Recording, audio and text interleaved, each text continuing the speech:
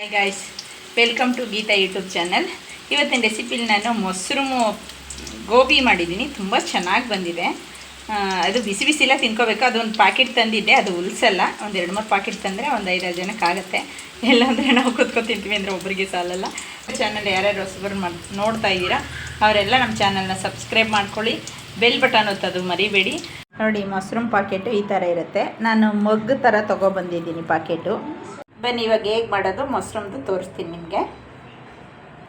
ನೋಡಿ, 1 ಸ್ಪೂನ್ ಅಕ್ಕಿ ಹಿಟ್ಟು ಹಾಕ್ಕೊತೀನಿ, 1 ಸ್ಪೂನು ಕಾರ್ನ್ಫ್ಲೋರ್ ಹಾಕೋತಾ ಇದ್ದೀನಿ. ನೋಡಿ, ಅರ್ಧ ಸ್ಪೂನು ನಾನು ಮೈದಾ ಹಿಟ್ಟು ಹಾಕೋತೀನಿ, 1/4 ಸ್ಪೂನಷ್ಟು ಅಚ್ಚ ಖಾರದ ಪೌಡ್ರ್ ಹಾಕೋತೀನಿ, ಗರಂ ಮಸಾಲ ಅರ್ಧ ಸ್ಪೂನು, ಒಂದು ಅರ್ಧ ಸ್ಪೂನು ಧನಿಯಾ ಪೌಡ್ರು, ರುಚಿಗೆ ತಕ್ಕಷ್ಟು ಉಪ್ಪು ಹಾಕೊಳ್ಳೋಣ. ಇದು ಸ್ವಲ್ಪ ಜೀರ್ಣಾಂಶ ಚೆನ್ನಾಗಾಗತ್ತೆ.